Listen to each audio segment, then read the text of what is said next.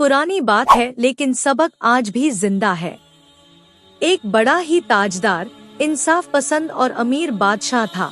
नाम था सुल्तान सलीमुद्दीन।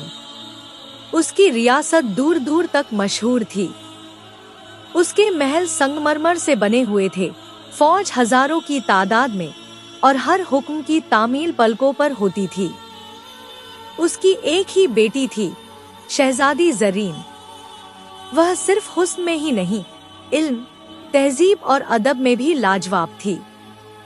हर वक्त लोगों की जुबान पर यही बात होती, ज़रीन जैसी बेटी हर घर को नसीब नहीं होती। बादशाह की एक ही तमन्ना थी कि अपनी बेटी का रिश्ता किसी ताजदार या वजीर के बेटे से करे, ताकि उसकी शान और बढ़े। लेकिन किस्मत को कुछ और ही मंजूर था। एक दिन बादशाह दरबार से वापसी पर महल लौट रहा था। रास्ते में एक पुराना बाग था जहां कुछ गरीब लोग बैठे रहते थे। वहीं एक नौजवान फकीर, शमसुद्दीन, दरख्त के नीचे बैठा था। सफेद लिबास, सीना सीधा, आंखों में नूर और चेहरे पर अजीब सी तस्वीर। बादशाह की नजर पड़ी तो घोड़ा खुद ब खुद रुक गया। कौन है ये? बादशाह ने पूछा। बुजुर्गों ने जवाब दिया, हुजूर, ये शमसुद्दीन है। बहुत नेकबख्त लड़का है। ना किसी से मांगता है, ना किसी के सामने झुकता है।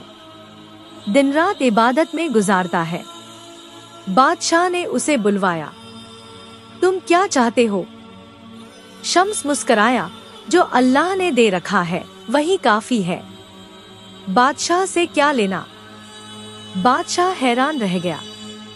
इस दौर में ऐसा जवाब? शहजादी ज़रीन की आंखें सब देख रही थी, पर्दे के पीछे से। जब शम्स ने ये जवाब दिया तो उसके दिल में कुछ चुभा, लेकिन वो चुभन मोहब्बत की पहली दस्तक थी। रात को ज़रीन ने अपनी अम्मी से कहा, अम्मी, अगर मुझे शादी करनी है तो ऐसे शख्स से जो मेरी रूह को सुकून दे, ना कि ताज और ताकत से मेरी गर्दन झुका दे। माँ हैरान और फिर परेशान। तू क्या कहना चाहती है? मैं शमसुद्दीन से निकाह करना चाहती हूँ। जब ये बात बादशाह तक पहुंची तो वो जल भुन गया। एक फकीर से मेरी बेटी की शादी? ये मेरी तौहीन है। लेकिन ज़रीन ने कहा, अब्बा, आप कहते थे कि मैं आपकी आंखों की रोशनी हूँ।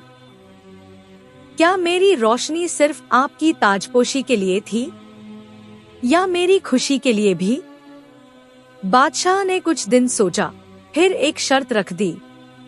अगर शम्स 3 इम्तिहानात पास कर ले तो मैं अपनी बेटी का निकाह उससे कर दूंगा। 1. दौलत का इम्तिहान। बादशाह ने एक थैली सोने से भरकर फकीर को दी। अगर तू दौलत से महरूम है तो ले और मेरी बेटी को भूल जा। शम्स ने मुस्करा के कहा, जिस चीज से मैं महरूम नहीं हूँ उसे लेने की जरूरत क्या? और थैली लौटा दी। 2. ताकत का इम्तिहान। शाही पहलवानों से शम्स का मुकाबला रखा गया, लेकिन शम्स ने लड़ाई से इनकार कर दिया और कहा, जो खुद से जीत जाए वही असली ताकतवर है। मैं किसी से लड़कर नहीं, अपने अंदर के नफ्स को मार कर जीता हूँ। बादशाह को फिर भी यकीन ना हुआ। 3. इखलास का इम्तिहान। बादशाह ने अपनी बेटी को आम औरत की तरह सादा लिबास में भेजा शम्स के पास। ज़रीन ने खुद को गरीब लावारिस बताया। शम्स ने उसे रोटी खिलाई, साया दिया और एक रात अपनी बूढ़ी माँ के साथ सर छुपाने को जगह दी, बिना जाने कि वो शहजादी है। अगले दिन ज़रीन ने कहा, क्या अगर मैं कोई बड़ी शख्सियत होती तो आप यूं ही मदद करते? शम्स ने कहा, मैं मदद इंसानियत की करता हूँ, ओहदे की नहीं। जब बादशाह को ये सब मालूम हुआ तो उसकी आंखों में आंसू आ गए। दिल कांप उठा। मैंने आज तक समझा ही नहीं कि रुतबा क्या होता है। तख्त पर बैठा हूँ, मगर तसब्बुह के आगे खुद को छोटा महसूस कर रहा हूँ। फिर पूरे मुल्क में ऐलान हुआ, बादशाह की बेटी का निकाह एक फकीर से होगा, ताकि दुनिया जान ले ताज से बड़ा है तकवा। शहजादी और फकीर का निकाह शाही मस्जिद में हुआ, मगर वहां ना सोने के गहने थे, ना शानो शौकत। सिर्फ एक चीज थी, सच्चा इखलास। वक्त गुजरा, शम्स और जर्रीन ने मिलकर स्कूल, मदरसे और अस्पताल बनवाए। शाही खजाने का इस्तेमाल लोगों की भलाई में हुआ।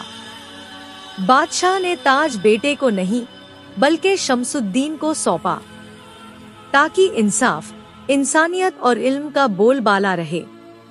लोग आज भी उस कहानी को याद करते हैं और कहते हैं, जब बादशाह ने अपनी बेटी की शादी फकीर से की, तब असल में तख्त को रूह मिल गई थी।